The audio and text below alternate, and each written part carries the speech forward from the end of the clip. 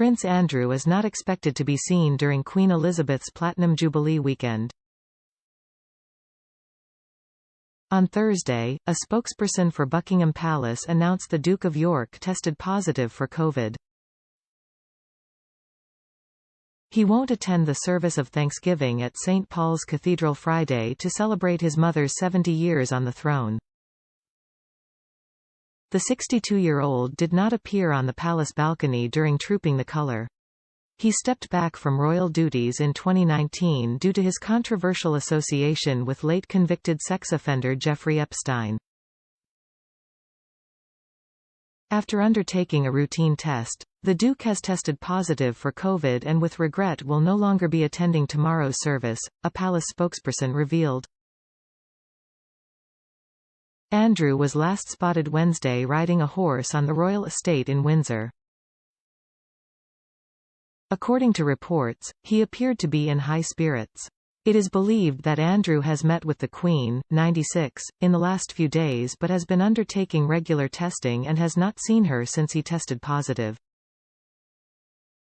Before the diagnosis, True Royalty TV co-founder Nick Bullen told Fox News Digital he did not expect to see the prince on camera throughout the Platinum Jubilee weekend. Bullen described how, behind palace doors, Andrew has quietly supported the Queen during this joyous moment in her decades-long reign.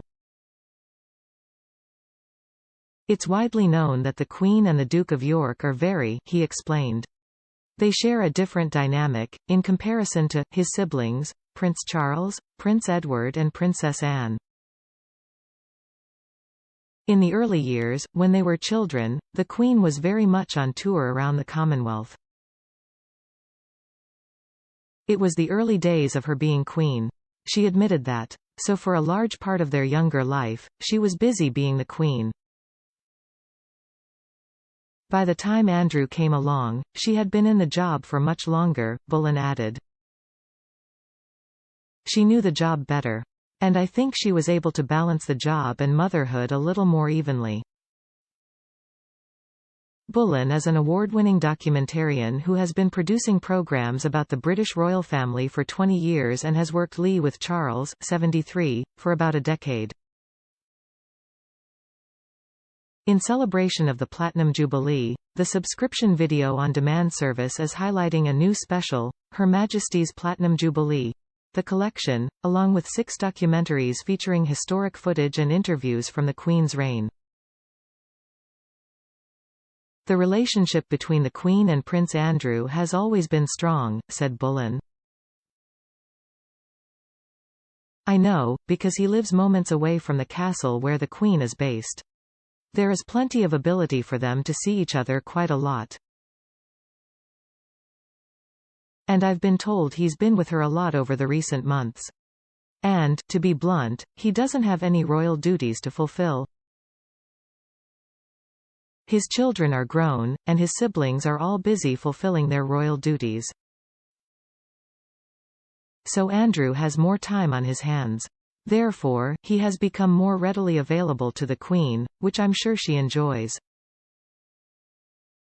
Everyone knows she loves his company. Andrew has largely been kept out of the spotlight since he stepped down in late 2019 following his disastrous interview concerning his ties with Epstein.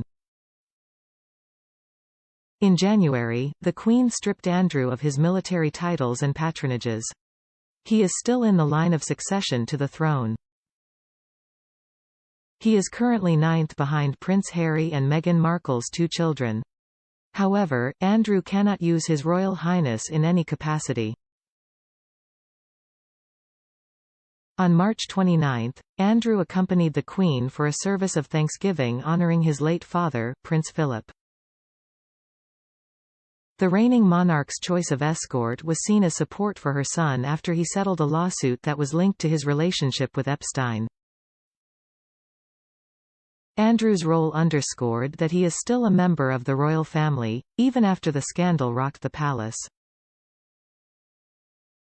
Andrew strenuously denied Virginia Giuffre's allegations after she sued him. She accused the British royal of sexually abusing her while she travelled with Epstein in 2001, when she was 17. Giuffre, 38, reached a settlement with Andrew after a judge rejected the prince's bid to win early dismissal of the lawsuit earlier this year. In a letter to the judge from Giuffre's attorney, David Boys, a statement was included that said, in part, Prince Andrew intends to make a substantial donation to Ms. Giuffre's charity in support of victims' rights. Prince Andrew has never intended to malign Ms. Giuffre's character, and he accepts that she has suffered both as an established victim of abuse and as a result of unfair public attacks. According to the statement, Andrew acknowledged that Epstein trafficked countless young girls over many years and said the prince regrets his association with Epstein and commends the bravery of Ms. Giuffre and other survivors in standing up for themselves and others.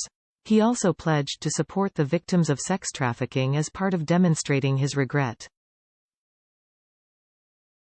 Giuffre asserted that she met Andrew while she traveled frequently with Epstein between 2000 and 2002 when, her lawyers maintain, she was on call for Epstein for sexual purposes and was lent out to other powerful men, including Andrew.